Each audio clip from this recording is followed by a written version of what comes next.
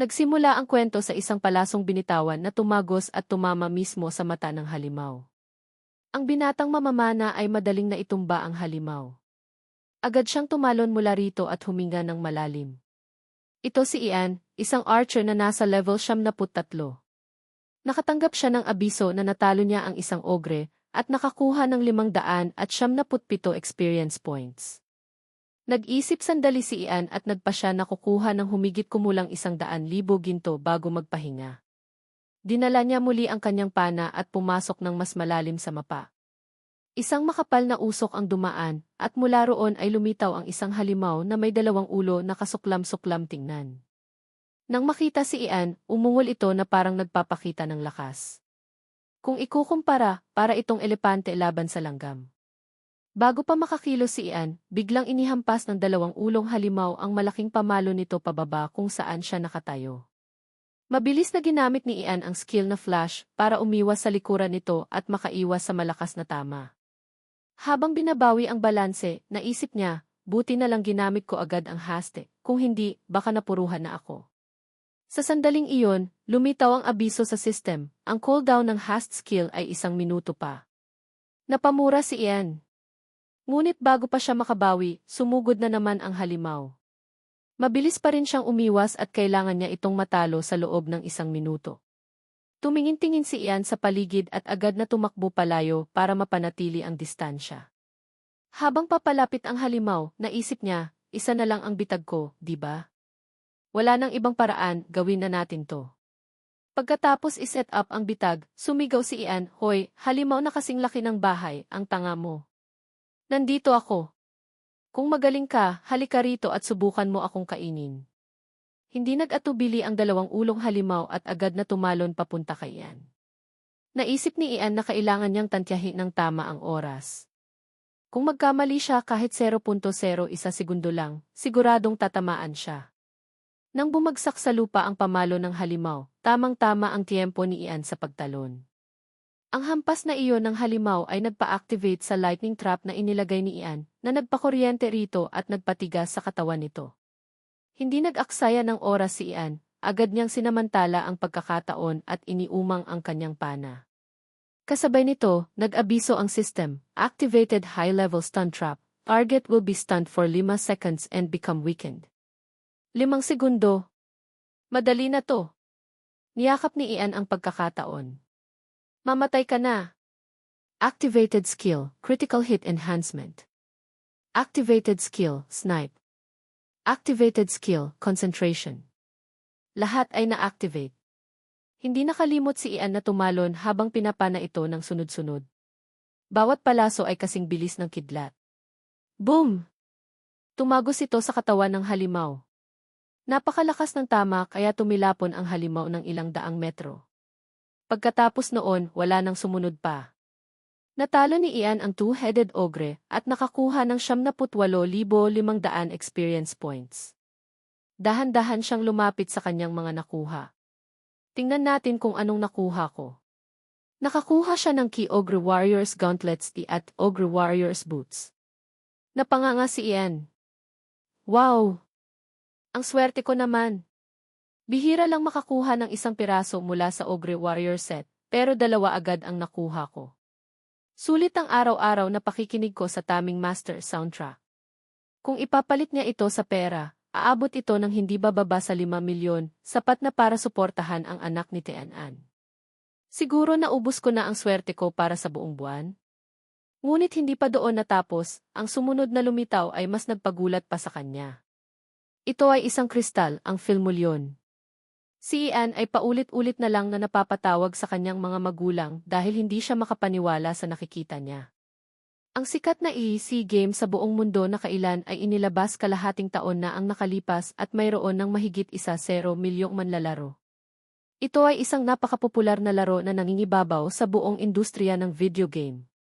Nang bilhin ni Jinsung ang EC capsule gamit ang 1.0 milyong won na dapat sana ay para sa kanyang tuition fee na ibinigay ng kanyang mga magulang at lahat ng naipon niya mula sa part-time job, sinabi ng lahat na nababaliw na siya.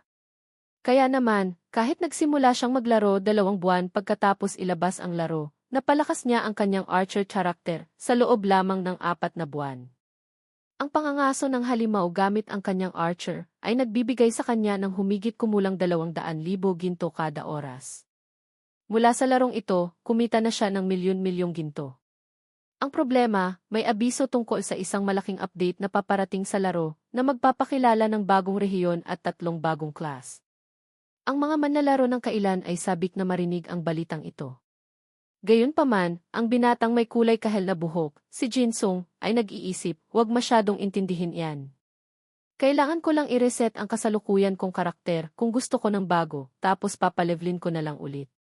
Sabi ng kasama niyang si Hyun, tara, mangaso tayo at mag-ipon ng rewards hanggang sa ma-update ang bagong region. Kung swertehin ka, baka makuha mo ang tuition fee mo sa isang laro lang. Iyon ang plano nila. Ang Filmulyon ay isang item na maaaring mag-unlock ng hidden class mula sa gift na namamahala sa pagpapalit ng class. Sa madaling salita, ito ay isang napakahalagang item na nakuha niya ng hindi inaasahan. Ang problema, para lamang ito sa mga manlalarong level 1-0 na hindi pa dumadaan sa proseso ng pagpapalit ng class. Naggitngit si Jinsung. Kung gagamitin niya ito, kailangan niyang gumawa ulit ng karakter. Ngunit pagkatapos kumita ng malaki, ano ang dapat niyang gawin? Sinabihan siya ng kaibigan niyang si Hyun na isa siyang tanga. Seryoso ka ba? I-reset mo ang level 73 archer mo. Nagbibiro ka ba? Sayang naman. Ang karakter mo ay nasa top ranking sa Korea, nasa top 1,000 at top 100 sa Archer rankings. Itatapon mo lahat yan, tanong ni Hyun. Akala mo ba hindi ko alam, sagot ni Jinsung. Pero ito ang pagkakataon na ma-unlock ang isa sa mga bagong hidden class. Hindi ko pwedeng basta na lang itapon to. Seryosong pinaalalahanan siya ni Hyun, dapat alamin mo muna ang tungkol sa hidden class na iyan. Alam mo ba na may snipe class na sa guild natin? Sumagot si Jinsung, alam ko. Nakasama ko na siyang mangaso ng ilang beses. Tanong ni Hyun, sa tingin mo ba mas magaling ang snipe class kaysa sa archer? Nag-aalangang sumagot si Jinsung, malaki ang level gap namin noon kaya hindi ko sigurado. Pero siguradong mas kapaki-pakinabang ito kaysa sa archer. Napakalawak ng range nila at napakalakas ng damage ng isang tira. Pero mahirap magpaputok ng mabilis. Ang pinakamalaking disadvantage ay kapag maraming halimaw sa paligid, limitado sila. Sumang-ayon si Hyun. Ang ibig kong sabihin, hindi porket hidden class, mas malakas na agad. Sabi ni Jinsung, alam ko. Nainis si Hyun. Alam mo pala, bakit mo itatapon ang level 73 mo para dyan? Madali kang kikita ng mahigit 1,000,000 won sa isang araw sa pangangaso lang gamit ang karakter na yan. Tinawag ni Jinsung si Hyun. Hyun, bakit ka naglalaro ng larong ito? Nagtaka si Hyun. Ha? Kasi masaya. Pumitik si Jinsung. Tama. Yun ang sagot. Ang bagong hidden class, sa tingin ko magiging masaya to. Sumuko na si Hyun sa katigasan ng ulo ni Jinsung. Sige na, gawin mo na. Hindi na kita pipigilan. Good luck, tanga. Nag-thumbs up si Jinsung. CJ. Bumalik sa kailan. Isang matandang lalaking may puting buhok ang nakaupo at nagtitinda.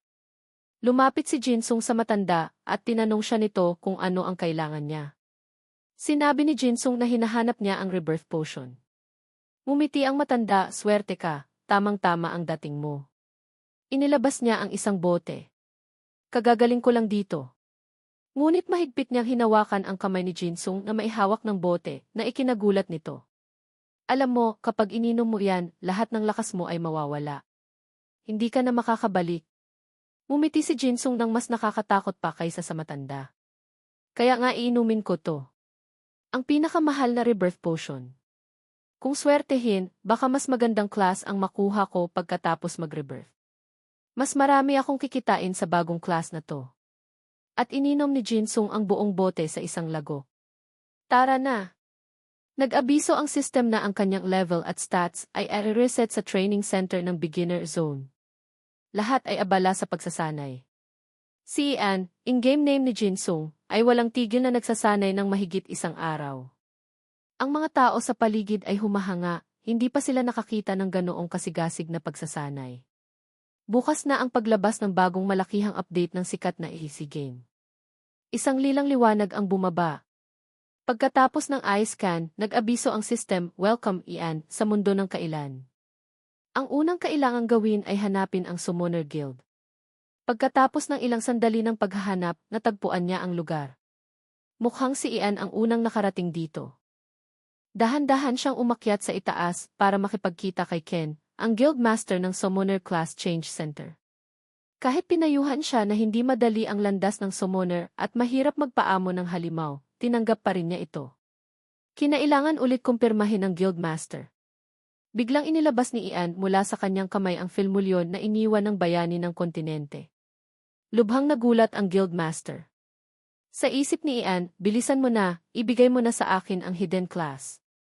Alam ng Guildmaster na mas determinado si Ian kaysa inaakala niya, kaya humingi siya ng pabor. Tulungan siyang hulihin ang isang blue-eyed wolf sa Ramos Plains dahil gustong gawin itong summoned beast ng kanyang anak, ngunit hindi nito kaya. Nanlaki ang mata ni Ian sa gulat. Alam niyang ang blue-eyed wolf ay isang bihirang level 40 na halimaw, pero ito agad ang unang misyon para sa isang bagong level 10. Binigyan siya nito ng 5 magic binding scrolls para itali ang lobo. Sinabi rin nito na ang lobo ay bata pa lamang kaya mahina pa. Lumitaw sa system ang pagtanggap sa misyon na may reward na T-Monster Tamer. Ito na ang hidden class na hinahanap niya. Agad niyang tinanggap ang healing at umalis. Kahit level 10 pa lang si Ian, ang kanyang stats ay pang level 30 kaya hindi masyadong mahirap ang misyon na ito. Nang makita niya ang lobo na nakatayo sa isang talampas, iba sa data, ang level ng lobo ay 20. Nag-aalangan si Ian kung kaya ba niyang harapin ito sa kanyang kasalukuyang level 10. Pinatay niya ang system window, iniumang ang pana at tinutukan ang lobo. Hush! Isang palaso ang tumama sa lobo na nagpagalit dito at umungol. Dahan-dahan itong lumapit sa kanya. Ang pana at palaso ni Ian ay naglabas ng asul na liwanag.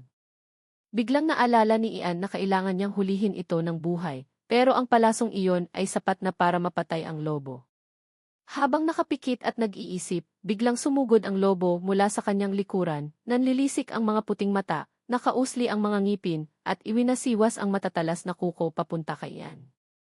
Biglang sumuntok si Ian, isang imagaan na interaksyon na muntik nang makabali sa panga ng lobo.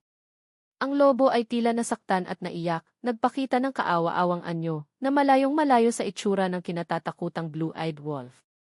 Nagbago ng isip si Ian, hindi na niya ginamit ang pana, kundi ang kanyang mga kamay para paulit-ulit na makipag-interact sa lobo hanggang sa gumulong ito sa lupa.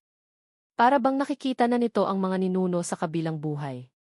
Kahit pinigilan niya ang sarili, nabigo pa rin si Ian na gamitin ang binding scroll para hulihin ng buhay ang lobo. Kinailangan niya itong ipatabain muna bago suntukin ulit, hindi niya ito pwedeng hayaang mamatay. Umiyak ng husto ang lobo. Dahil masyado ng maraming oras ang nasayang, kailangan niyang bumalik agad sa center at ibigay ang binding scroll na naglalaman ng lobo sa Guildmaster. Labis itong nagulat nang makitang natapos ni Ian ang misyon. Dapat malaman na ang unang misyon ng Tamer class ay karaniwang nabibigo. Agad na sinabi ng Guildmaster kay Ian na hindi bagay sa kanya ang Tamer, at iminungkahi na maging isang Keymaster siya. Hindi pa siya nakarinig ng class quest na pwedeng ganito ang setup, dahil mas mataas pa ang class na ito kaysa sa Tamer. Hindi nag-atubili si Ian at agad na tinanggap, tinahak ang landas para maging unang taming master. Isang lilang alon ng kapangyarihan mula kay Ian ang kumalat sa paligid ng bahay, tanda ng isang mahalagang kaganapan, opisyal na siyang naging taming master. Binuksan niya ang system window. Una, aamuin ko muna ang Red Wolf na nasa tutorial. Isang misteryosong ngiti ang lumitaw sa kanyang mga labi, nagsimula siyang magplano. Ako ang magiging pinakamalakas gamit ang class na ito. Sa isang tiwangwang na lupain, ang mga dambuhalang bato ay tila mga bundok, at ang paligid ay puro tuyong lupa. Nakita niya ang isang grupo ng mga summoner na nag-aabang sa isang Red Wolf. Nang mapansin nila siya, nagsimula silang magbulungan. Mukhang may nag-change class na. Tumayo siya sa likuran ng mga tao, mausisa. Siguro dapat manood muna ako kung paano nila ginagawa. Nagtulungan ang mga summoner, gumamit ng iba't ibang mahika, Ngunit lahat ng pagsisikap ay nabigo, walang makahuli sa Red Wolf. Sa nakitang iyon, naisip niyang maswerte siya. Mas mabuti pang hulihin ko muna ang halimaw na nahanap ko. Kaya nagpa siya si Ian na umalis para tuklasin ang kanyang kakayahan sa pangangaso sa misteryosong mundong ito. Sa kanyang kasalukuyang stats, nagtaka siya, ilang lobo kaya ang mahuli ko. Nang makita ang isang grupo ng mga lobo na dumadaan, determinado siyang subukan. Agad niyang iniumang ang pana, puno ng sigla at nag-focus sa target. Lumipas ang oras, at nang nasa tuktok na ang araw, nagkaroon si Ian ng unang huli. Binuksan ang system window, sinuri ni Ian ang stats ng unang nahuling lobo. Ito ay isang level 12 na lobo at may timid na personality na ikinadismaya niya. Pati halimaw may personality. Nang ipagpatuloy niya ang pagtuklas, ang imahe ng pangalawang lobo ay nagpagulat sa kanya. Kung ang nauna ay mukhang tanga, ang nasa screen naman ngayon ay mukhang mabangis, puno ng hamon ang mga mata. Napagtanto niya na ang mga halimaw na pareho ang level ay maaaring magkaiba ang stats. Puno ng sigasig na parang isang adventurer, nagpa siya si Ian na manghuli pa ng maraming lobo para makita kung alin ang may pinakamataas na stats. Buong araw akong mangangaso ng lobo ngayon. Gayunpaman, unti-unti siyang nainis nang mapagtanto na ang stats ng ibang mga lobo ay hindi kasing ganda ng inaasahan niya. Sa mga sandaling iyon, biglang nag-abiso ang system, "Your critical stat has increased G1." Muling sumigla ang kanyang pakiramdam nang mag-abiso ang system. "You have achieved the title Wolf Expert." Dahil sa dami ng nahuling lobo, ang titulong ito ay nagbibigay daan sa kanya na makilala ang mga high-level na lobo nang hindi na kailangang hulihin. Puno ng kagalakan, nagpakita siya ng kumpiyansa. Sa kanyang mata, lumitaw ang isang magic circle na may bituin, nagsimula ang analysis function. Nag-scan ang kanyang mga mata at malinaw na lumitaw ang bawat stat ng mga lobo. Sa wakas, tumigil ang kanyang tingin sa isang lobo na may kulay abot itim na balahibo at pulang mga mata na puno ng bagsi. Nagtama ang kanilang mga mata. Imbes na titigan lang ito, umungol ito na parang humahamon, hindi sinusukat ang sariling lakas at sumugod. Ang sinapit nito ay kalunos-lunos, binugbog hanggang hindi na makilala. "Mabait, mukhang natuto ka na," sabi niya nang may kasiyahan at agad na ginamit ang taming magic. Nang makita ang magagandang stats ng lobo, hindi niya mapigilang mapangiti na parang batang nakakita ng candy. Ang kapansin-pansin, ang lobo na ito ay may kakayahang mag-evolve, habang ang iba ay nakalagay sa system na cannot evolve.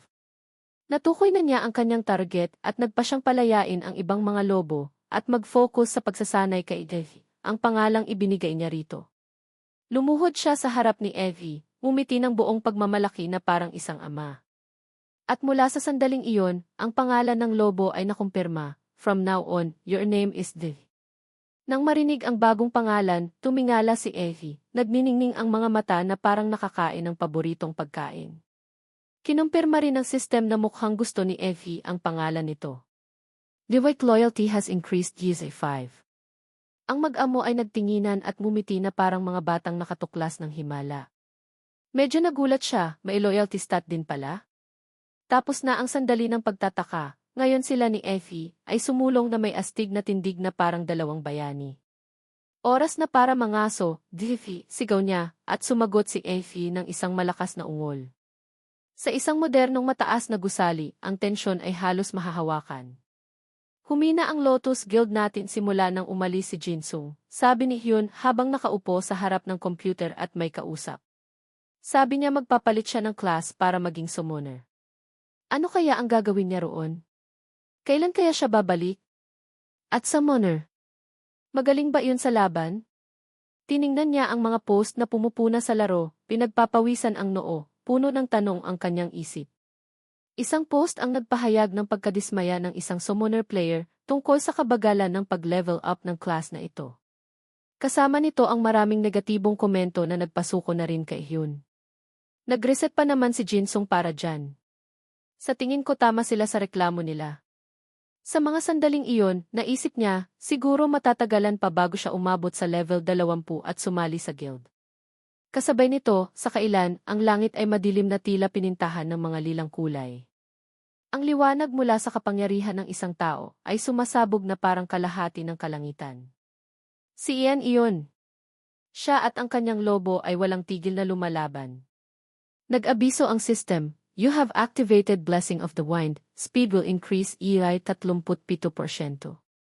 Pagkapana pa lang, tumakbo si Effie at inatake ang pulang soro. Sinamantala nito ang pagkakataon, ibinuka ang bibig at ginamit ang matatalas na ngipin para kagatin ang likod ng target. Sa ngayon, sugatan ang pulang soro, kaya hindi nito magagamit ang buong lakas laban kay Effie, at may kasama pa itong suporta. Nakita ni Jinsung na mas mababa pa ang level at stats ni Effie kaysa sa pulang soro, ngunit sumugod ito ng walang takot. Dahil ba ito sa personality niya? Sa puntong ito, tutulungan niya ito. Sige, magaling ka dyan.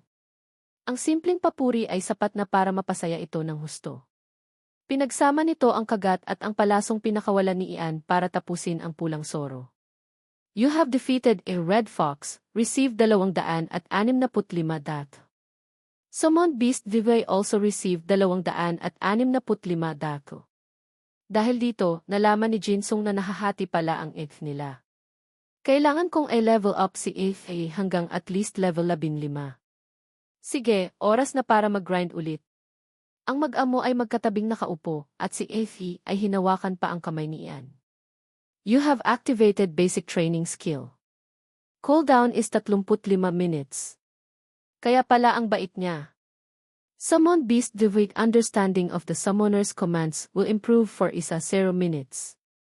The summoned beast's potential will increase through training. Divine current potential is 65. Kung saan man ihagis ni Jinsung ang isang bagay, agad itong pupulutin ni Effie. Ang galing! You have activated first aid.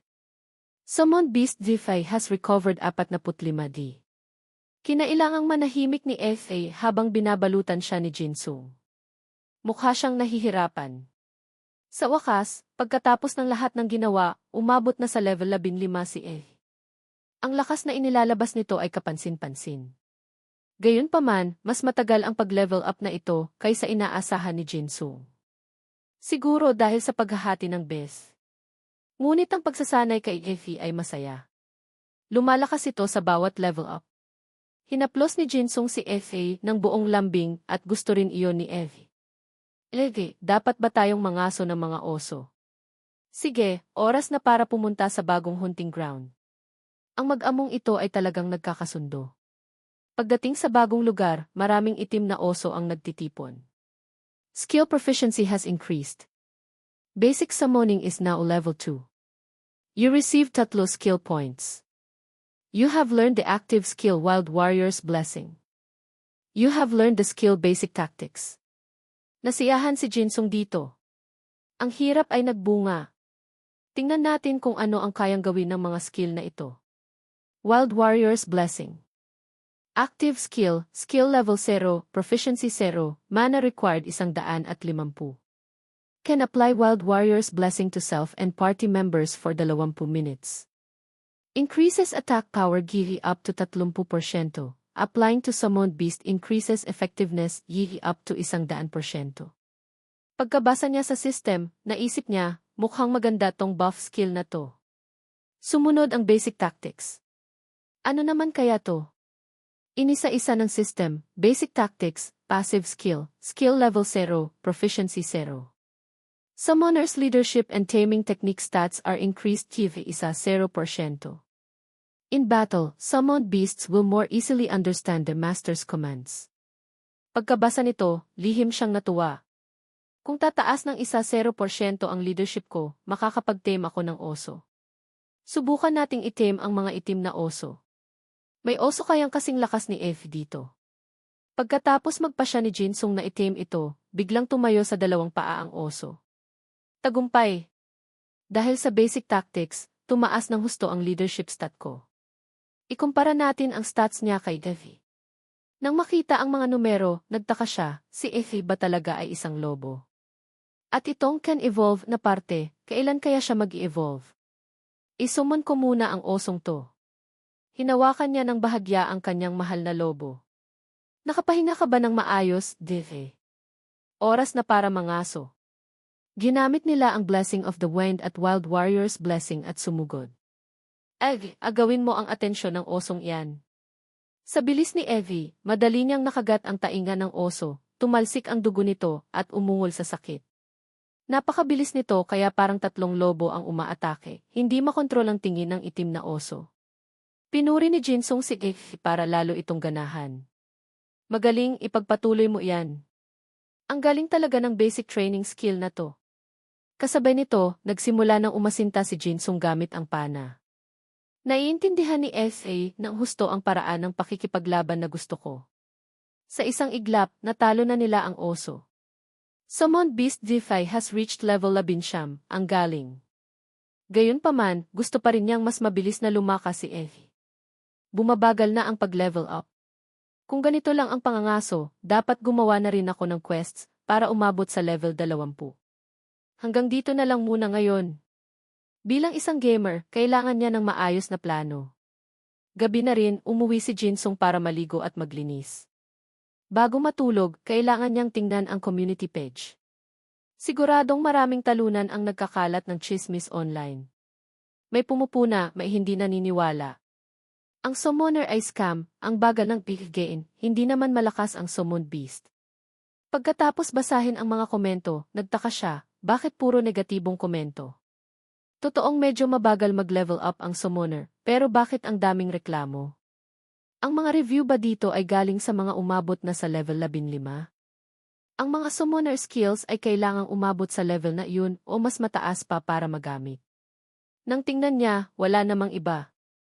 Nasa level 20 na ako ngayon, dapat marami nang umabot sa level 15 pero wala ni isa. Nakakalito. O, may level 13, dapat basahin ko ng mabuti. Vesat, taming skill, blessing of the wind, first aid nila ay halos kapareho ng sa akin. Tungkol sa T-possession, ito ay isang active skill, skill level 1, proficiency 55%. Can possess the soul of one of the monsters you have tamed. 30% of the possessed monster stats will be added to the summoner stats. The possessed monster cannot be summoned in battle. Nag-isip si Jinsung, wala siyang ganitong skill. Maganda tong skill na to, ito lang ang paraan para mabuhay ang summoner. At dahil hindi nito hinahati ang is na nakukuha ko sa summon beast, mabilis ang pag-level up. Nagtaka siya, paano ka lalaban kung nasa katawan ka ng alaga mo? Hindi naman 100% ang stat transfer. Kung gagawin mo yun, hindi mo mapapa-level up ang summon beast. Yun ang pinakamagandang parte ng pagiging summoner. Nang hinayang siya na wala pa siyang ganitong skill, pero nang pag-isipan ulit, parang ayaw na rin niya. Ang mga skill ng ordinaryong summoner ay iba yata sa akin. Tingnan natin kung anong skill ang wala ang ordinaryong summoner. Gusto niyang maging mas espesyal, magkaroon ng bagay na wala ang iba. Habang nagre-relax at umiinom, bigla niyang napagtanto. Nga pala, basic training. Kahit walang masyadong impormasyon, base sa nahanap niya, ang taming master ay mas kaunti ang combat skills kaysa sa ordinaryong summoner. Ngunit ang pagpapalakas ng summon beast ay masulit. Ibig sabihin, nasa tamang landas ako. Bukas, plano niyang subukang manghuli ng isang bihirang at kakaibang halimaw. 4:00 na ng umaga, nagkulong siya sa kailan para magpa-level. Papalevelin ko muna si SA hanggang level 20 bago ako. Pagkatapos ng mahabang gabi, natapos din, sige, JV, tara na. Kinabukasan, nagpatuloy sila sa pangangaso. Activated Wild Warrior's Blessing, activated Basic Training, activated Aim for Weakness Skill. Ginamit pa rin nila ang dati nilang epektibong taktika, si Jinsung sa harap para pumana, at si Afi ang atake pagkatapos. You have defeated an Asian black bear. Ang itim na oso na may mabangis na anyo ay puro itsura lang, umuungol lang ito pero hindi makalaban. Siguro dahil mas malakas na si Afi. Hindi nagtagal, nakakuha sila ng 545 bato. Mas mabilis kong natapos ang halimaw na to kaysa inaasahan ko. Dito rin ako nangaso noong archer pa ako level 35, mas mabilis din ang pangangaso ko noon. Hindi ko akalain na sa pag-level up lang ng 5, ganito nakalaki ang pagkakaiba. Ang mag-amo ay nagpatuloy sa pangangaso ng walang kapaguran. Ngunit nang mapansin, ang isang oso sa di kalayuan na nakatayo sa 2 paa ay mas malaki kaysa sa iba. Agad niyang ginamit ang T-probe skill at nalaman na iba ang pangalan nito, Shadow Bear, isang natatanging bihirang halimaw. Nag-alangan si Jinsung kung mahuhuli niya ito. Naalala niya na pinalaya na niya ang dating oso, kaya masyado pang mababa ang leadership stat niya para makahuli. Siguro pagkatapos nito, mas magiging determinado akong magpa-level. Sa susunod na pagbalik ko sa bayan, bibili ako ng maraming soul contract scrolls. Binaliwala niya ang malaking oso, at nagpatuloy sila ni Effie sa pag-atake sa iba. Halos kapantay na niya ang combat stats ni Effie, kaya ang isang level 38 na halimaw ay hindi na problema. Sumugod ang dalawang halimaw sa isa't isa, ngunit kitang-kita ang bilis ni Effie. Sa isang iglap, natalo nito ang Shadow Bear. Sa pagtatapos ng laban, nakakuha siya ng 1,045 dag, at si Effie ay umabot na sa level 20. Ipinagmamalaki at tiwala si Jinsung sa kakayahan ng kanyang alaga. Ang galing! Pagdating mo sa level 20, pwede mo nang gawin lahat sa kailan, tulad ng pagsali sa guild, dungeon quests, mazes, at marami pang quests na kailangan ng level 20. Tiningnan niya ang system mail para makita kung anong item ang nakuha niya. Received Asian Black Bear Meat, Bear Hunter's Warhammer, Eternal Shadow Necklace. Sa tatlong item, itinuro niya ang pangalawa at sinabing hindi pa niya ito nakita kailanman. Oras na para gamitin ang appraisal scroll. Sinuri niya ang kakayahan ng kwintas. Eternal Shadow Necklace, Unique Rank. Intelligence Limit 35 panandang pandagdag, Durability 124 paghahati 124. Option, Stamina Positibo 15%, Skill Cooldown Reduction 20%. An unidentifiable necklace created with darkness like an abyss. It is a valuable and rare item.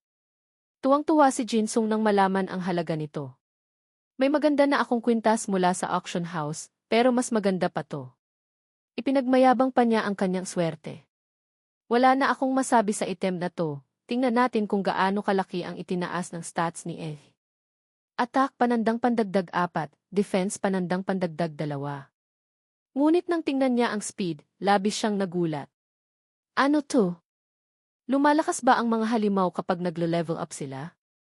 Hindi, imposible to, hindi normal ang growth rate niya, siguradong hindi ito nagkataon lang. Kailangan niyang alamin ang dahilan.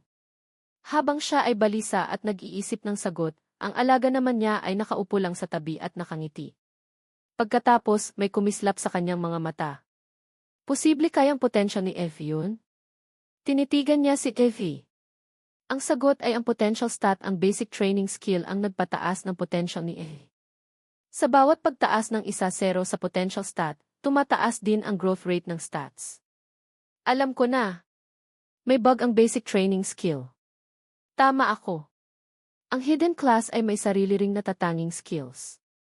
Lahat ng halimaw ay may sariling potential stat at ito ang nagdedetermine ng growth rate nila habang naglo-level up. Sa madaling salita, ang class ng halimaw ay tumataas dahil sa potential nila at ang training skill ang nagpapataas nito. Mula sa mga teoryang ito, nagpasya si Jinsung na ilaan ang lahat ng natitirang skill points niya sa basic training. Basic training is now level 5 and has upgraded to intermediate training. Ito ay isang active skill. Skill level 0, proficiency 0. Cooldown 25 minutes. Choose to pet to enter training mode for 15 minutes. The summoned beast in training mode will better understand the master's commands. The summoned beast's potential will increase by repeating training mode. The potential points will increase the level of intermediate training skill. Pagkabasa ng impormasyon, naisip niyang swerte siya dahil inipon niya ang skill points imbes na hulihin ang osong iyon. Napakagaan sa pakiramdam na matuklasan ang malaking misteryong iyon. So, ang potential ni Effie ngayon ay 74, malapit nang umabot sa 100. Tiningnan niya ulit ang orasan, hindi siya nasiyahan na nasayang ang halos 1 oras para lang mahanap ang sagot. Tumayo si Jinsung at si Effie, handa nang maghanap ng experience points sa pinakamabilis na paraan. Mukhang wala pa siyang kinakain mula kaninang umaga, kaya kumuha siya ng masarap na sandwich. Kung nagsikap lang akong mag-aral, siguro abogado o doktor na ako ngayon. Sa mga sandaling ito, bumalik na siya sa bahay para magsaliksik sa computer. O video tungkol sa Shadow Witch. Ang cute ng mga kalansay. Parang pinupuri niya tapos biglang binawi. Basa lang siya ng basa hanggang sa makatuklas ng maraming kakaibang bagay. Ha? Bukod kay yun, sino pa bang tumatawag sa akin? Tiningnan niya at nalamang hindi kilalang numero, pero sinagot pa rin niya para malaman kung sino ang nasa kabilang linya. Hello, ito ba ang numero ni Jinsung? Ang pangalan ko ay Lee Joon, Assistant Lecturer ng Virtual Reality Department sa Korea University. Kilala mo ba si Professor Lee Jin-ga? Prangkang sumagot si Jinsung. Naman. Siya ang head lecturer ng department namin. Biglang gustong makipag-ugnayan ni Lee Joon sa profesor na nagpataka kay Jinsung at gusto niyang malaman ang dahilan. Sinabi nito, sa tingin ko dahil sa mga grado mo. Para siyang sasabog, sasakit ang ulo at maiiyak. Posible kayang ma-academic probation ako. Nang makitang nagiging komplikado ang sitwasyon, huli na, hindi makapagpahinga at kailangan pang ayusin ang mga bagay na ito. Ma'am, anong mangyayari kung hindi ko tatawagan ang profesor? Sabi niya ipapadala niya ang mga grado mo sa mail at syempre, hindi sa personal email address mo. Namutla si Jinsung, sunod-sunod ang tulo ng pawis, kinagat ang labi sa pag-aalala. Kung makikita ni Papa ang mga grado ko, lagot ako. Sa isip niya, nahulaan na niya ang magiging reaksyon ng kanyang ama. Madilim at nakakatakot, kasama ang malademonyong boses. Labis akong nadismaya sa iyo, anak. Sa pag-iisip pa lang, kinilabutan na siya. Baka pauwiin ako habang ini-enjoy ko ang kabataan ko. Kaya nagpa siya siyang tawagan ang profesor. Nagpaalam ang assistant lecturer at sinabing magkita sila sa susunod na semestre, at lihim na binati siya ng good luck. Dali-daling hinanap ni Jinsung ang numero ng profesor para makipag-ugnayan. Hello po, sir. Ako po si Jinsung. Nabalitaan ko pong hinahanap niyo ako. Ano po ang kailangan niyo? Dahil po ba sa mga grado ko? Direktang sumagot ang profesor. Ayos ka lang ba? Bakit hindi ka sumasali sa mga aktibidad ng department? At bakit ka na academic probation agad sa unang semestre mo pa lang? 2 pa lang ang if mo at iniisip kong bigyan ka ng pangatlo. Nainis si Jinsung dahil parang tinatakot siya ng profesor. Ano bang gusto niya sa akin? Kahit galit, kailangan niyang pigilan ang init ng ulo sa telepono. Ano po ang dapat kong gawin, sir? Una, sabihin mo sa akin kung bakit hindi ka sumasali sa mga aktibidad ng department. Nag-isip siyang mabuti bago magbigay ng kasiyasyang sagot. Hindi ko pwedeng sabihin na busy ako sa paglalaro. Ano ang sasabihin ko? Alam ko na, sir. Alam niyo po, pinili ko ang virtual reality major dahil hinahangaan ko ang walang katapusang potensya nito. Isa sa mga dahilan kung bakit sentro ng atensyon sa buong mundo ang virtual reality ay dahil sa larong kailan, di ba? Kaya naisip kong kailangan kong pumasok sa lungga sa pamamagitan ng paglalaro nito. Agad na nagtanong pabalik ang profesor. Ibig mong sabihin, hindi ka pumapasok dahil busy ka sa paglalaro buong araw. Agad na nangatwiran si Jinsung. Hindi po dahil sa paglalaro lang. Sir, gusto kong matutunan ang kahanga-hangang mundo ng virtual reality sa larong kailan. Dahil ito ang ginamit niyang dahilan, naging mausisa rin ang profesor at tinanong kung anong level na siya. Kung ganyan ka kadalas maglaro, dapat nasa top rankings ka na sa Korea, di ba? Nang marinig ang tanong, medyo nagsisi siya. Shit, sana hindi ako nag-reset. Ganito po kasi yun, sir. Dati po akong level 73 pero kamakailan lang po ay nag-reset ako ng karakter, kaya level 20 na lang po ako ngayon. Natawa ang profesor. Akala mo ba tanga ako? Akala mo ba hindi ko alam na sinasabi mo iyan para makaiwas sa gulo? Alam ni Jinsung na gusto niya talagang makaiwas sa gulo, pero napilitan lang siya. Gusto niyo po bang makipagpustahan sa akin, sir? Pustahan kung nagsasabi ako ng totoo o hindi.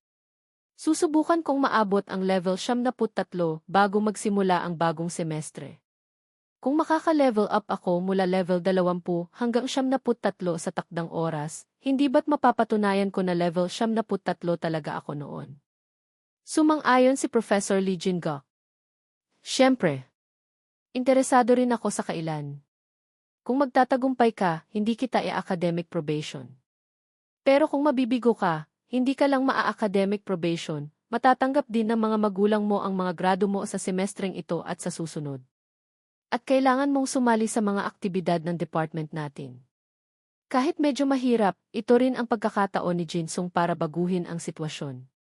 Ah, nga pala, pero kung mananalo ako sa pustahan, bibigyan niyo ako ng sa lahat ng klase niyo, pumasok man ako o hindi.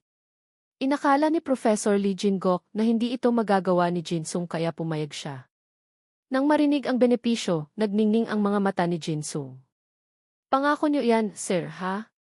Salamat po. Gagawin ko po ang lahat ng makakaya ko. Hindi na rin marami ang oras. Sige, kailangan nating magsikap pa. Kahit paano, ang orihinal na plano ay bumalik sa dating level bago matapos ang bakasyon. At naiwasan ko ang academic probation sa unang semestre, kaya maganda to, makakakuha ako ng nang hindi pumapasok, siguradong magagawa ko to. Una, pumunta siya para sumali sa Lotus Guild. Gayunpaman, level 20 pa lang siya ngayon, at ang Lotus Guild ay nangangailangan ng 3 beses ng level niya, na level 6 na po.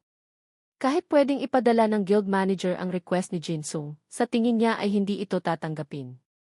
Gusto mo pa bang ituloy? Sumunod pa rin si Jinsung sa orihinal niyang plano, gusto pa rin niyang sumali.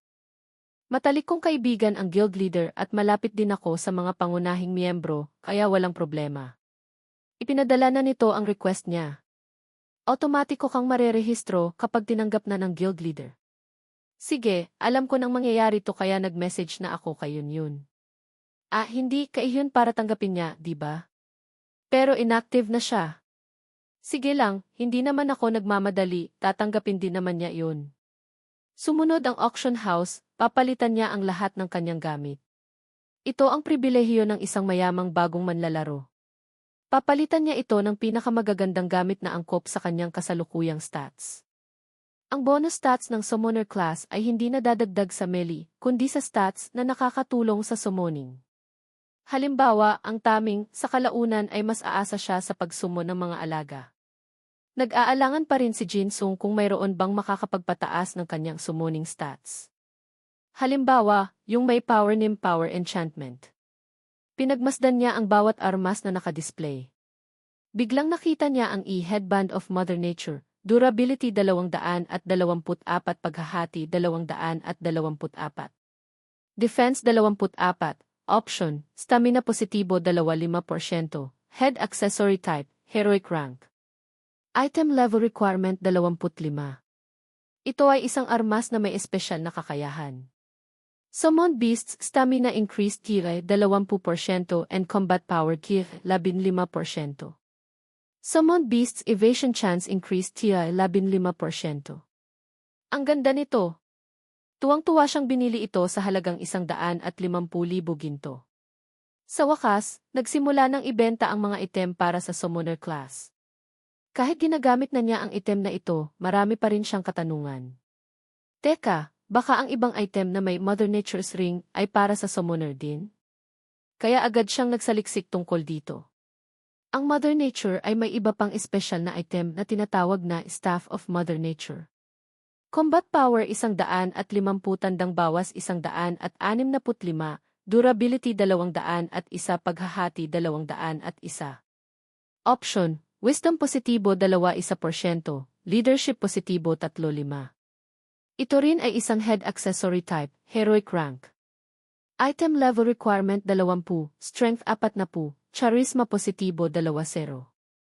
Summon Beasts combat power increased tisay 35%.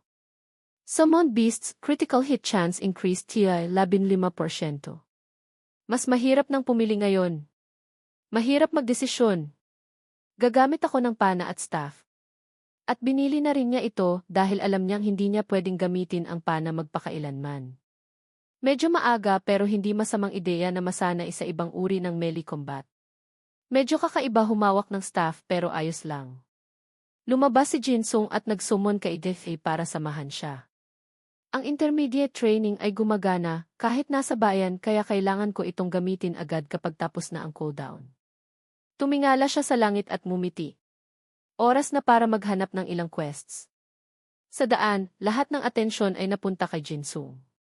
Wow, isa siyang summoner.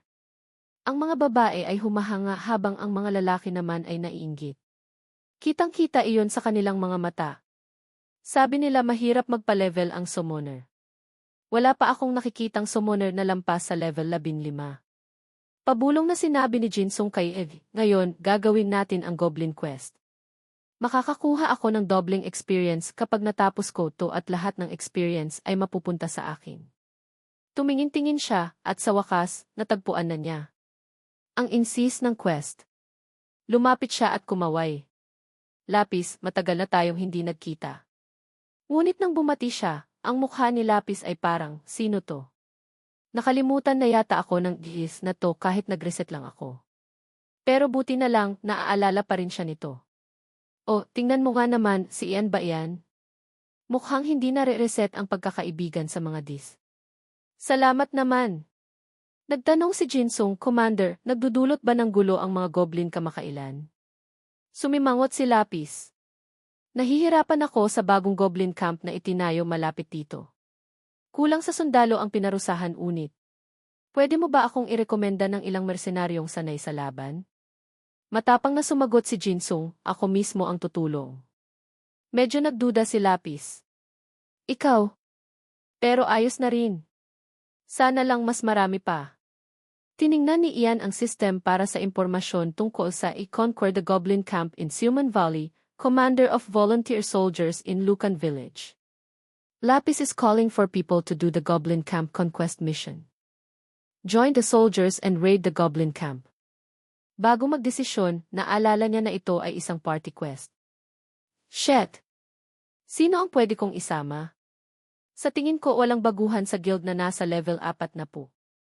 Commander, pwede mo bang i-delay ng kaunti ang oras ng pagsalakay hanggang sa makabuo ako ng party? Madaling kausap si Lapis kaya masaya siyang pumayag. Naman, yan lang ang magagawa ko. Bago yun, pwede mo bang linisin ang ilang Goblin Scouts sa labas ng kampo? Eliminate Goblin Scouts in Suman Valley, Commander of Volunteer Soldiers in Lucan Village. Lapis is calling for mercenaries to eliminate some Goblin Scouts before the soldiers act. Kill at least 10 Goblin Scouts and return safely. Ito ay may difficulty rin ngunit ang reward lang ay Volunteer Soldiers Leather Armor. Dahil maluwag si Lapis sa kanya, gagawin ito ni Jinsung. Aabuti ng halos 30 minuto. Nakakainis pero wala akong ibang pagpipilian. Tingnan natin, active kaya sina Hyun at Hyde. Ah, nandito na sila. Nagpalitan sila ng mensahe. Hyun, pwede mo bang tanggapin ang guild application ko? Agad na may sumagot. Level 20 ka na? Tinanggap ko na. Paano ka umabot ng level 20 ng ganoon kabilis? Kahit ang Dark Wizard ay hindi ganoon kabilis magpa-level. Nagbigay ng pagkakataon si Jinsung sa kaibigan niya na magsikap. Kilala mo naman ako. Mahahabol din kita agad. Maglaro ka ng madalas, kaibigan. Siyempre. Magpa-level ka ng mabilis. Kung wala ka, nahihirapan ako sa maraming bagay. Dahil may pagkakataon, naghanap si Jinsung ng kasama. May kilala ka bang nasa level 4 na po sa guild natin? Nakakalungkot, wala, kaya kailangan niyang asikasuhin ito mag-isa. Punta muna ako sa guild chat. Mas mabuting magtanong muna sa mga miyembro ng guild kaysa makipag-party sa hindi kilala. Agad na may abiso, Ian has joined the guild. Nakabalik na ako. Kamusta kayo? Nagulat si Viola nang makita siyang bumalik. Level 20 ka na? Hindi rin makapaniwala si Loon. Ano? Ian, level 20 ka na at sumali na sa guild. Akala ko ba mahirap magpa-level ang summoner? Puro kasinungalingan lang ba yun? Ayaw magmayabang ni Jinsung. Level 20 lang, ano bang big deal doon? Dapat kayong kabahan. Babalik din ako sa dating level ko agad. Iminungkahi ni Viola na magpa-level siya ng mabilis. Kung wala ka, ang bagal mag-grind. Pero mga kaibigan, kung may kilala kayong player na nasa level 4 na po, pakirekomenda naman sa akin. Jitset, magugulat sila kung sasabihin kong gagawin ko ang Goblin Quest sa level 20. At sinabi pa rin ni Jinsung, gagawin ko ang Goblin Camp Conquest Mission at kailangan ko pa ng isang kasama. Yung kayang mag-ambag. Hindi, kahit hindi makapag-ambag, ayos lang, basta sumama lang sa kampo sa akin, ako na ang bahala sa kanya. Iba't ibang tanong at pagtataka ang lumabas. Ian, hindi ba't level 20 ka pa lang? Paano mo gagawin ang camp quest sa level 20? Anong sinasabi mo? Mag-carry ng team, anong carry? Hindi ba't gusto mong magpa-carry sa camp mission? Sa tingin ko umabot siya sa level 20 dahil may nag-carry sa kanya. Tanga, sa tingin mo ba sa ugali niyang iyan, magpapa-carry siya? Kung gusto niyang magpa-carry, sa atin na siya hihingi ng tulong. Bakit siya maghahanap ng level 40? Anong ibig mong sabihin?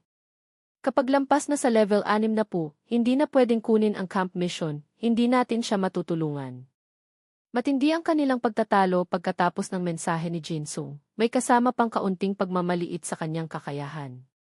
Level 20 ako, pero swerteng nakakuha ako ng Summon Beast, kaya kaya ko pa ring harapin ang camp mission.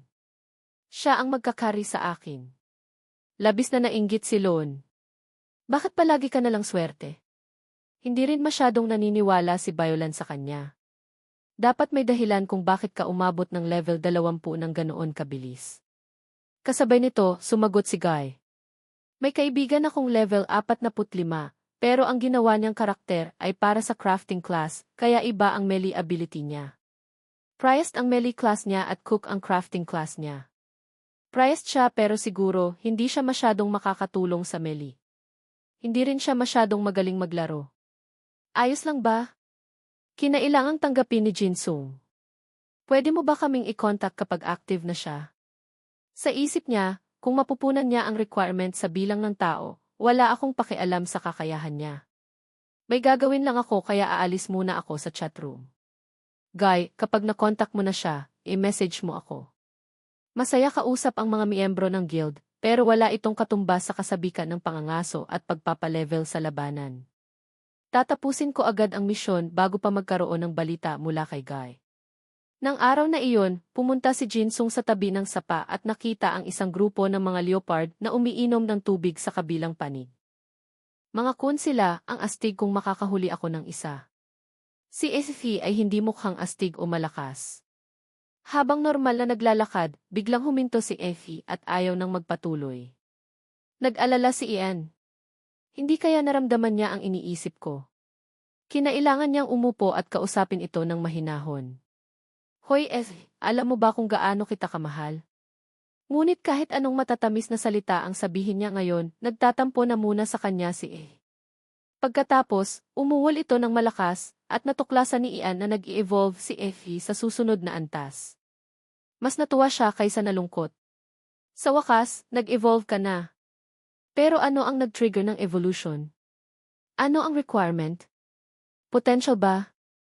Umabot na sa 100 ang potential niya, magbabago rin ba ang itsura niya kapag nag-evolve?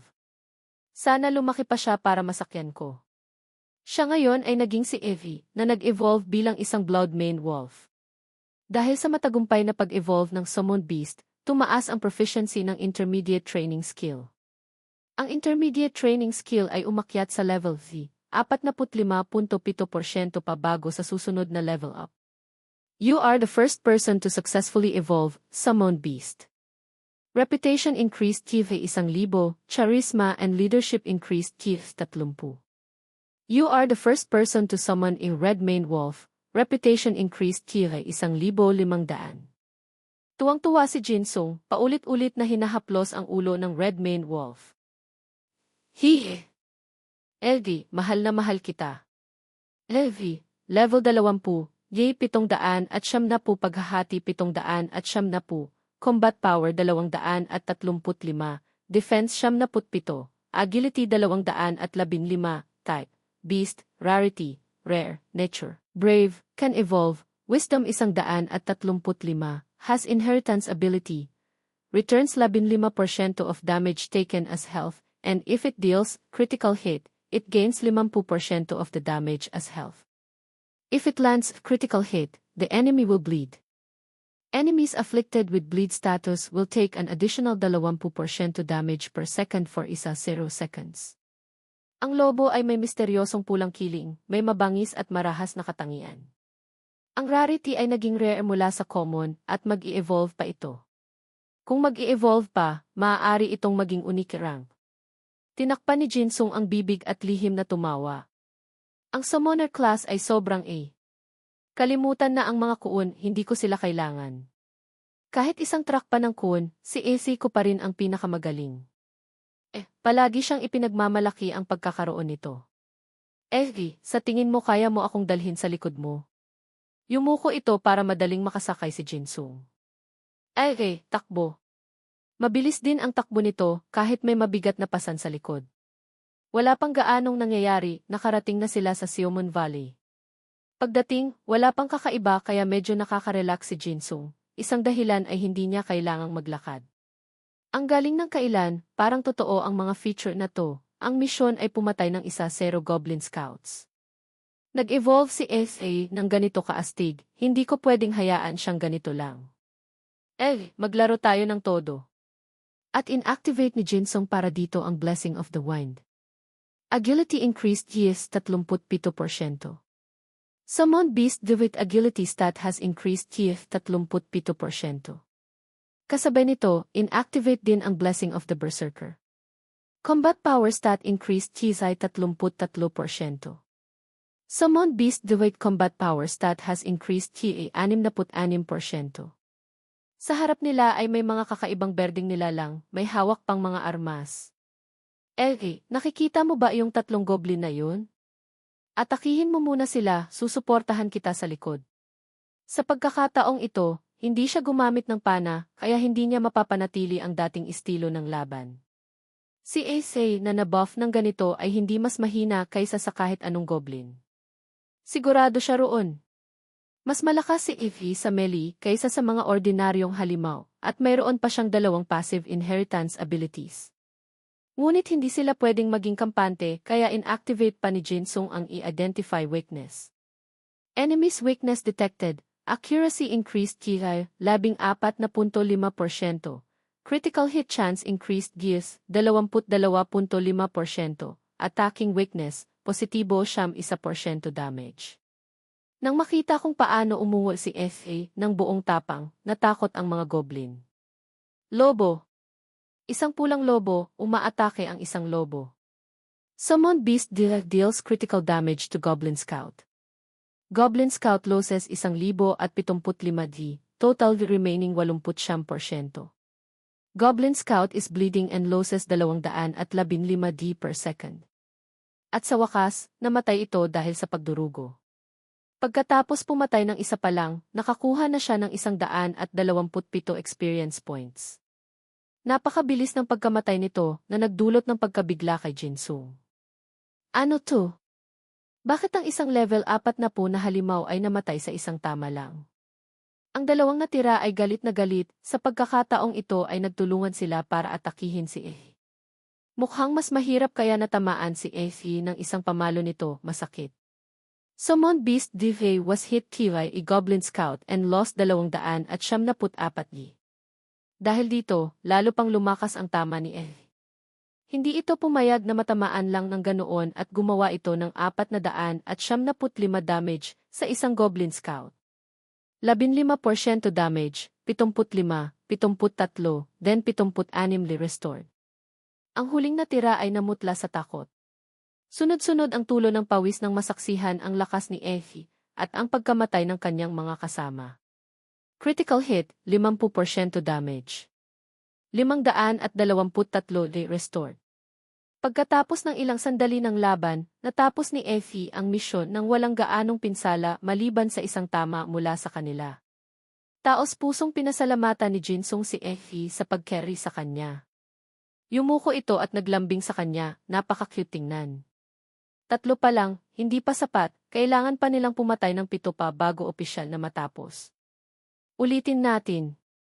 Habang si Ian ay nagpapahinga, nakahiga sa ilalim ng puno at kumakanta, lahat ng mahihirap na gawain ay ipinaubaya kay Dave. Kasabay nito, nagpadala ng mensahe ang kaibigan ni Jinsung. Active ka ba? Pwede ba tayong mag-usap ngayon? Para maiwasan ang hindi inaasahang resulta, pansamantalang pinatigil ni Ian si Dave. Siguro na contact na ng kaibigan ko yung irerekomenda niya. Active na siya. Tinanggap na rin niya ang imbitasyon ko. Ang pangalan niya ay Harin, dapat kang bumati muna. Pero sigurado ka ba dyan? Dapat asahan mo na ang melee ability niya ay 0. Medyo nalungkot si Jinsung, hindi siya naiintindihan ng kaibigan niya. Hoy, huwag kang mag-alala, nagsolo ako sa Siomon Valley, lalabas na ako ngayon. Nang marinig ito, nagulat ang kaibigan niya. Saan ang Siomon Valley? Hindi ba't yun ang Goblin Camp? Pinatay mo silang mag-isa? Tama. Nangaso ako ng Goblin Scout sa outpost. Nag-level up ako ng 5. Hindi makapaniwala ang kaibigan niya na nagawa niya iyon. Cheating o gumagamit ka ng bug? Mag-ingat ka. Baka maban ka tapos iiyak ka. Kung totoong lakas mo yan, Jinsung, siguradong mahahabol mo agad ang mga kaibigan mo. Nagtakda siya ng layunin na maabot ang level 100 sa loob ng 2 buwan, level 50 sa loob ng 15 araw, level 80 sa susunod na 15 araw, at level 100 sa natitirang 1 buwan. Ang pustahang ito, mananalo ako kahit anong mangyari, kung hindi, malala ang kahihinatnan. Sa totoo lang, ang pustahan sa propesor ay baka mas pabor pa sa akin. Ang kaibigan ni Guy ay si Harin. Hinanap niya ang pangalan at nagpadala ng mensahe. Hello, ikaw ba ang kaibigan ni Guy? Hindi niya inaasahan na agad itong sumagot, marahil ay naghihintay din ito sa mensahe niya. Hello. Masaya akong makilala ka. Sa kasalukuyan, nasa Lucan Village siya, nagpapaayos ng gamit sa pandayan. Sinabihan siya ni Jinsung na manatili roon at darating siya sa loob ng 10 minuto. Totoo nga, kung gusto, pupuntahan talaga. Hello, ako si Ian. Lumingon ito, umiti ng palakaibigan at may matamis na boses. Hello, ako si Harin. Marami nang naikwento si Guy tungkol sa iyo. Akala ni Jinsung ay kaibigan lang ito ni Guy, pero ayon kay Harin, mas parang ate siya nito. Handa na ako kaya pwede na nating kunin ang misyon anumang oras na handa ka na. Ikaw? Nang makita ang kahandaan at diwa ni Harin, nagustuhan din ito ni Jinsung. Handa na rin ako. May espesyal na dahilan ba kung bakit mo ginagawa ang camp mission na to? May misyon akong gustong gawin na magagawa ko lang kapag natapos ko ang camp mission. Misyon ito mula sa chef ng Duke Chepin. Pero para makapasok sa kastilyo ng Duke, kailangan ko munang tapusin ang misyong ito. Nagulat si Jinsung dahil parang walang kinalaman ang dalawang trabaho sa isa't isa. Chef. Anong misyon mula sa chef? Ang crafting class ni Harin ay cook. Nang sabihin ito ni Harin, naalala ni Jinsung na sinabi sa kanya ni Guy na cook ang crafting class nito. Culinary arts ang major ko kahit sa totoong buhay. Mukhang interesado rin siya at gusto pang malaman ang tungkol dito. Sabi nila mahirap kontrolin ang crafting class, pero kung culinary ang specialty mo, siguro mas madali ng kaunti. Habang nag-uusap, lumabas na pareho pala sila ng interes. Sa kailan, ang talento sa totoong buhay ay karaniwang nakakaapekto sa crafting class. Hindi pwedeng sayangin ang masyadong maraming oras. Naglalakad sila habang nag-uusap. Ikaw ang unang kilala kong cook. Kapag may pagkakataon, pwede ko bang matikman ang luto mo? Tuwang-tuwa si Harin. Naman. Maya-maya, nakarating na sila kay Lapis. Nagulat din ito. Nakahanap ka na ng bagong miyembro. Akala ko medyo mahihirapan kayong dalawa pero naintindihan ko ang kakayahan mo, Ian, kaya ipinaubaya ko na sa iyo. Kaalis lang ng Vanguard Unit, kung bibilisan nyo, mahahabol nyo pa sila. Sumunod kayo at tulungan sila. Conquer the Goblin Camp in Siomon Valley, Commander of Volunteer Soldiers in Lucan Village. Lapis is calling for help in the Goblin Camp Conquest Mission. Join the Vanguard Unit and raid the Goblin Camp. Pagkabasa ni Jinsung, sumimangot siya at bumuntong hininga. Medyo nagbago ang misyon dahil nahuli tayo pero pareho pa rin ang reward. Buti na lang. Tumingin siya kay Harin at tinanong kung nakuha na nito ang misyon. Handa na silang lumaban. Nagsummon si Jinsung kay Gavi na aksidenteng nakatakot kay Harin. Ayos lang, summon beast ko yan. Hindi yan halimaw. Biglang may naisip si Harin. Kung kaya mong mag-summon ng beast, isa kang summoner. Pero ilang araw pa lang mula nang ilabas ang class na yan. Bakit ginagawa mo na ang Goblin Camp mission na to? Ipinaliwanag ni Ian ng bahagya. Swerte lang. Sobrang lakas talaga ng lobong to, mabilis akong nag-level up at madali kong kayang harapin ang mga goblin. Ang pangit na palusot. Pero kung sasabihin ko sa kanya na level 25 ako, ayaw na niyang makipag-party sa akin. Naintindihan naman ni Harry ng kaunti, pero puro kasinungalingan lang iyon.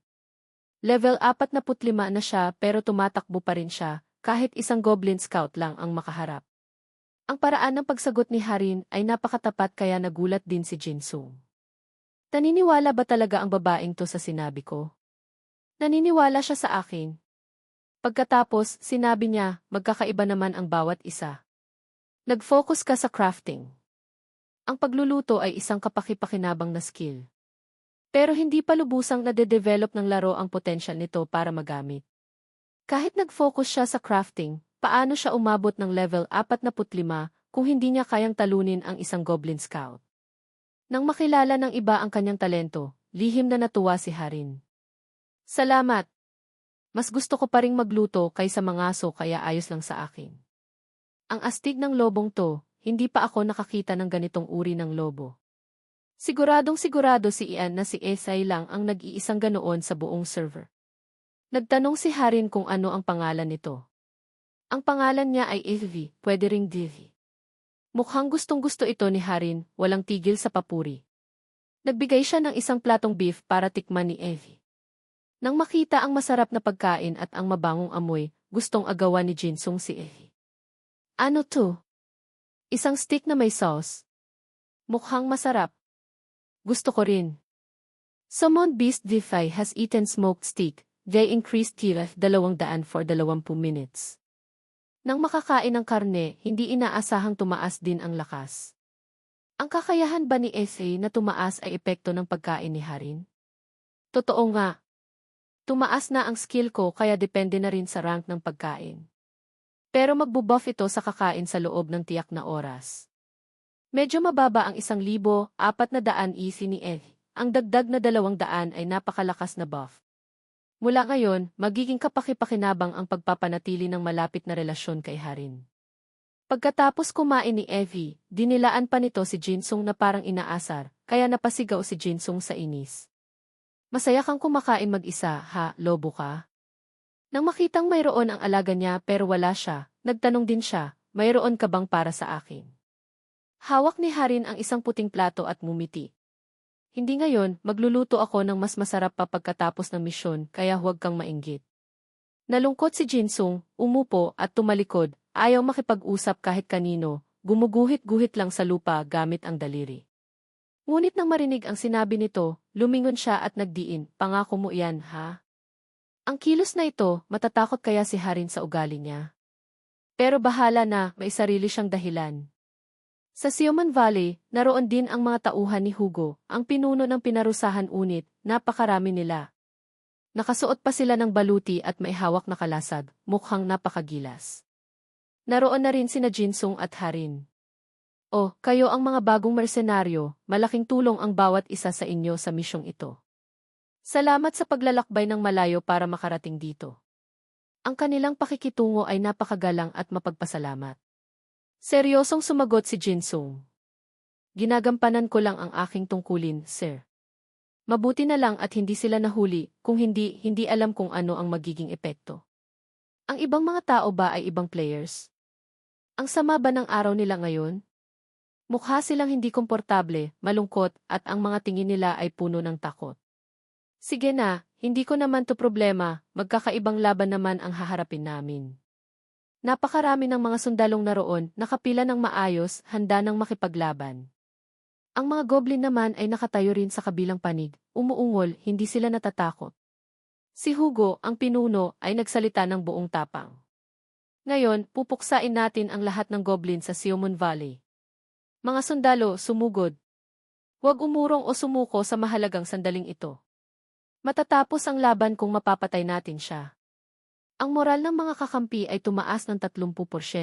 Lahat ng kakayahan ay tumaas ng 10% sa loob ng 20 minuto. Si Jinsung at Effie ay muling nakipaglaban ng matindi. Ang pinuno ng mga goblin ay napanganga sa gulat sa lakas ni Ian. Ano? Isa ka lang alipin ng tao. Sa isang iglap, sumugod si Effie at kinagat-kagat ito na nagdulot ng critical damage sa Goblin Chieftain. Ang ihi ng Goblin Chieftain ay nabawasan ng 1,215, katumbas ng 0.7% ng kabuuang di nito. Ang HP ng Goblin Chieftain ay nababawasan ng 243 kada segundo sa loob ng 1-0 segundo. Nang makitang nagiging paborable ang sitwasyon, naramdaman ni Hugo na may tsansa silang manalo, kaya sumigaw siya para bigyan ng lakas ng loob ang lahat. Ngayon na! Atakihin niyo siya!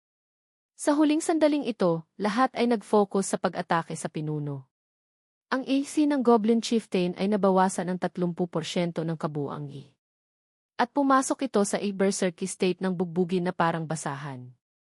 Ang ogre ay bumuga ng apoy na nagpatakot sa lahat. Lahat ay nagsigawan. Anong biglang nangyari? Apoy. Nakakatakot. Iwasan nyo. Mabilis na umiwas si Jinsung sa tama, ngunit natamaan pa rin ang chain explosion. Received 684 damage. Nawalan siya ng balanse at bumagsak. Agad na hinawakan ni Jinsung ang kanyang nasusunog na braso at sumigaw sa sakit. Ginamit niya ang first aid, ngunit isang berdeng hangin ang pumalibot sa kanya at pinatay ang apoy. Ginamit ni Harin, ang kasama niya sa party, ang healing light para ibalik ang kanyang lakas. Nagulat si Jinsung at bumulong, Harin, healing light. Mabilis siyang lumingon sa likod at tinawag si Harin, nagpasalamat. Umiti lang si Harin bilang tugon. Tinawag ni Jinsung ang kanyang alaga, handa ng lumaban. Oras na para gumanti. Ay! Lumitaw si Keki at umungol. Habang si Jinsung naman sa tabi ay inilabas ang kanyang armas. Inutusan niya itong agawin ang atensyon ng Goblin Chieftain. Huwag mong subukang umatake. Pinalitan ni Jinsung ang kanyang armas ng pana, handang pumana at ubusin ang mga ogre. Iniumang ni Jinsung ang pana at umasinta. Kailangan niya ng pagkakataon. Ang goblin naman sa kabilang dako ay parang bagong gising, umaatake habang sumisigaw at sinusumpa ang lahat na mamatay na. Mas naging marahas na ang Goblin Chieftain, kaya kung magkakamali si Jinsung, lahat sila ay mapapahamak. Sumunod ang goblin sa plano ni Ian, nagwala at inatake ang lahat kaya nawala ng pag-ingat. Sa tamang sandali, sumugod si Efi para agawin ang atensyon nito. At ito na nga, pinakawala ni Jinsung ang palaso papunta sa Goblin Chieftain na nawalan ng pag-ingat. Ang palaso ay kasing bilis ng hangin. At nang mapansin ito, huli na ang lahat. Ang Goblin Chieftain ay sumigaw sa takot bago matapos ng palaso ni Jinsung sa isang tama lang. Ang Goblin Chieftain ay humandusay na parang patay na isda, unti-unting naglaho. At si Jinsung, nagawa na niya. Ang lahat ay natulala, hindi makapaniwala na patay na ang Goblin Chieftain. Nang mag-abiso na lang ang system na Goblin Chieftain has died. Goblin Camp mission completed, saka lang sila nagsigawan at nagtalunan sa tuwa. Tagumpay! Natapos ang misyon. Natalo ni Jinsung ang Goblin Chieftain. Sunod-sunod ang abiso ng mga reward. Opisyal na siyang umakyat sa level 30. Kasabay nito ay na-unlock ang isang espesyal na skill, at na-unlock din ang E-Space Swap. Tuwang-tuwa si Jinsung habang tinitingnan ang espesyal na skill na Space Swap. Lumapit si Hugo kay Jinsung. Ikaw ang pumatay sa Goblin Chieftain. Inilahad niya ang kamay para makipagkamay. Magaling! Ikaw si Ian, di ba? Magalang na sumagot si Jinsung, opo, Captain. Nagpakita ng kabaitan si Hugo. Nagawa naming salakayin ang kampo ng walang gaanong pinsala dahil sa iyo. Labis akong nagpapasalamat. Mapagkumbabang sumagot si Jinsung, hindi po, dahil po iyon sa katapangan ng mga voluntaryo na namuno sa amin para matapos ang misyon. Bili ni Hugo, bumalik ka ng ligtas. Pagkatapos ay lumingon sa ibang mga sundalo, sumigaw, magaling mga sundalo. Idineklara niyang natapos na nila ang misyon. Balik na tayo sa nayon. Huminga ng maluwag si Jinsung at hinaplos si Evie. Sa wakas, tapos na. Dapat tingnan ko na ang iba pang skill na nakuha ko. Gaya ng inaasahan niya, nakakuha siya ng skill na may kinalaman sa potential. Pwede niyang hatiin ang skill sa kanyang summon beast.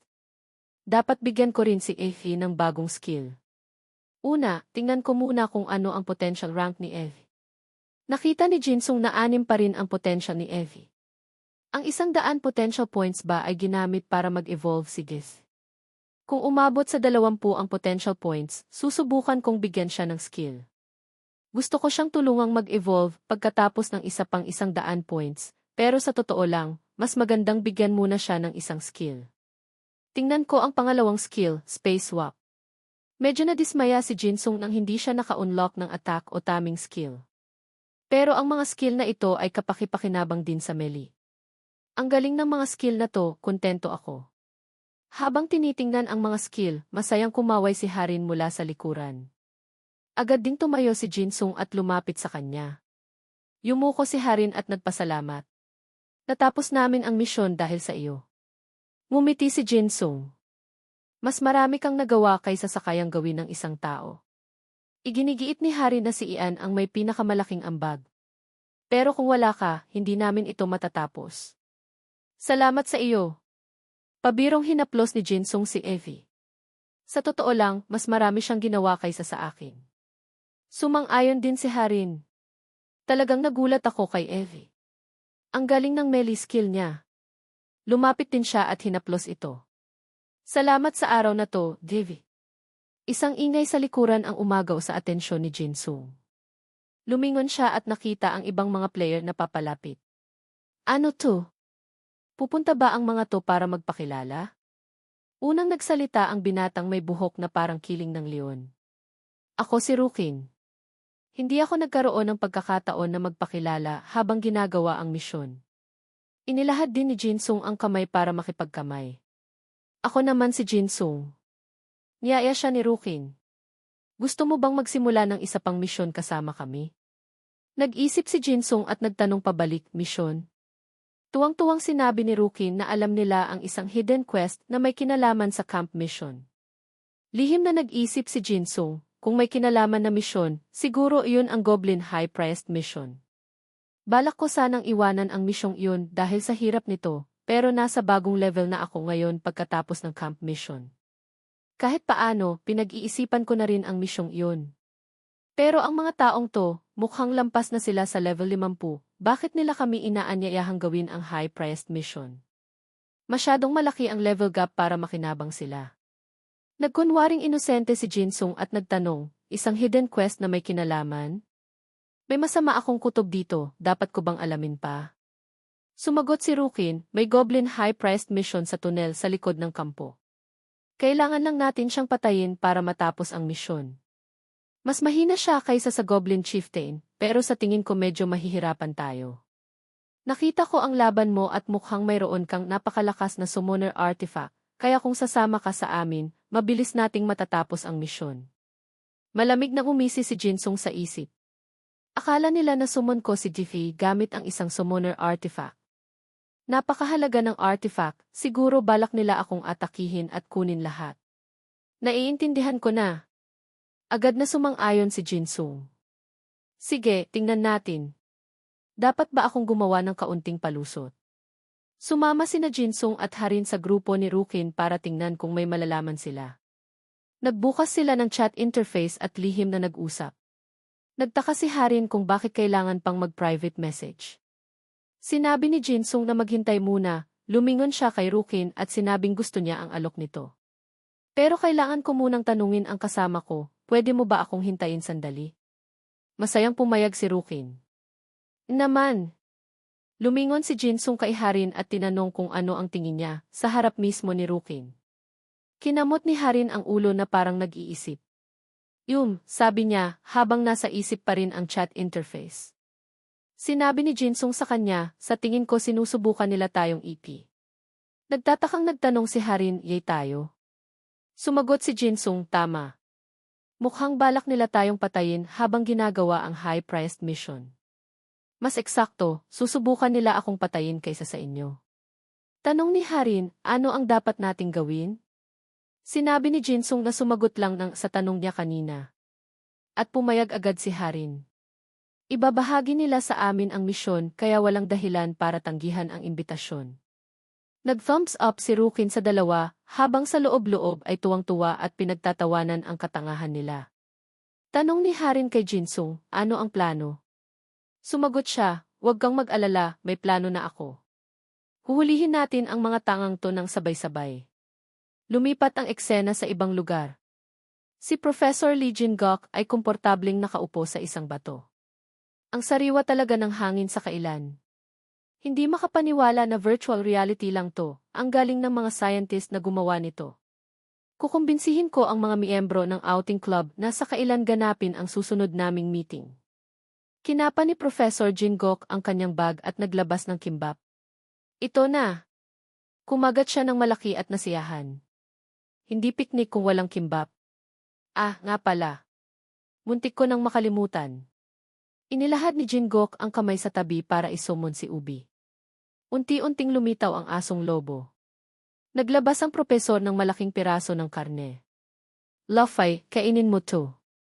Agad na sinunggaban ni Lofay ang masarap na karne, habang si Jingok ay patuloy na humahanga. Ang komportable umupo dito. Siguradong nag-green din siya sa larong to. Naalala niya, Park Jinsung ang pangalan niya, di ba? Dapat tinanong ko ang class niya. Imposibleng summoner din siya, di ba? Bumalik kay Jinsung. Siya, si Harin, at ang grupo ni Rukin ay matapang na pumasok sa kuweba para gawin ang misyon. Sina Harin at Jinsung ay nagtutulungan ng kakaibang husay, sunod-sunod na tinatalo ang mga halimaw sa loob. Si Rukin naman ay tuwang-tuwang pinapanood sila, iniisip, sa wakas, malapit na ang katapusan ng misyon. Malapit nang lumitaw ang hidden boss na si Goblin High Priest. Dapat na ba akong maghanda para sa totoong plano? Ang plano niya ay habang abala sina Harin at Jinsung sa pakikipaglaban kay Goblin High Priest, magkukunwari silang abala rin, tapos biglang aatake at kukunin lahat. Malapit na, mapapasakamay ko na ang artifact na nagkakahalaga ng milyon-milyong ginto. Sa pag-iisip pa lang, natatakam na si Rukin na ikinainis na rin ni Jinsung. Tingnan mo nga yung tawa niya. Dapat man lang seryoso ang mukha niya. Lihim niyang sinabihan si Harin na malapit nang lumitaw ang boss. Tanong ni Harin kung ano ang dapat nilang gawin. Itinuro ni Jinsung ang isang lugar na parang kulungan. Kung may papasok doon kahit isang hakbang lang, lilitaw ang boss sa loob ng 5 segundo. Pagkatapos, isasara ng mga bakal ang daanan.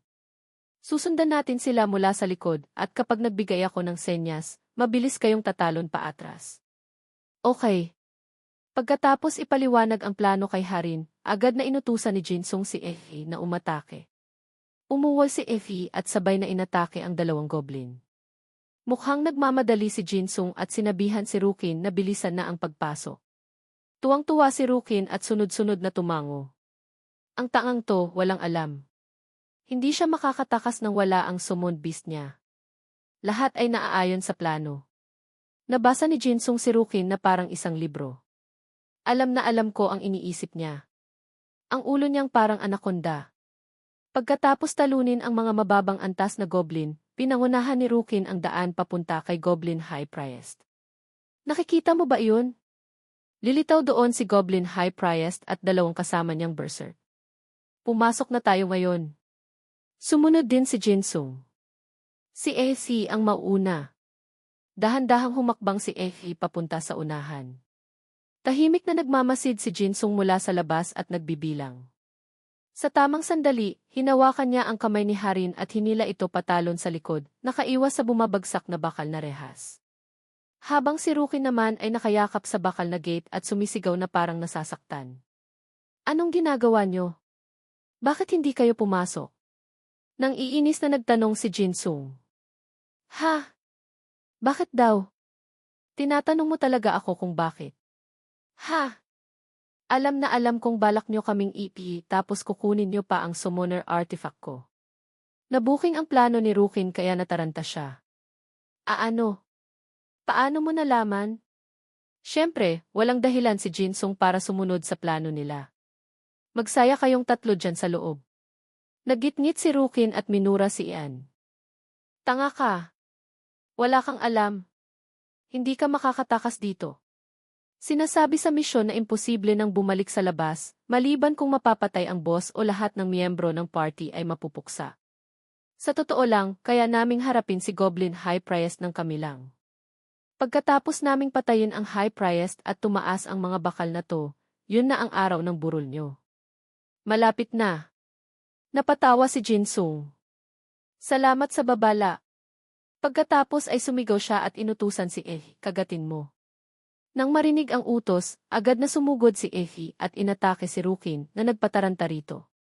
Mabilis niyang hinugot ang espada at sumugod ngunit huli na ang lahat. Galit na naggitngit si Rukin. Asong ulol na to. Sa sandaling iyon, ni-recall ni Jinsung si Evie. Iniwan si Rukin at ang kasama niyang babae para harapin si Goblin High Priest.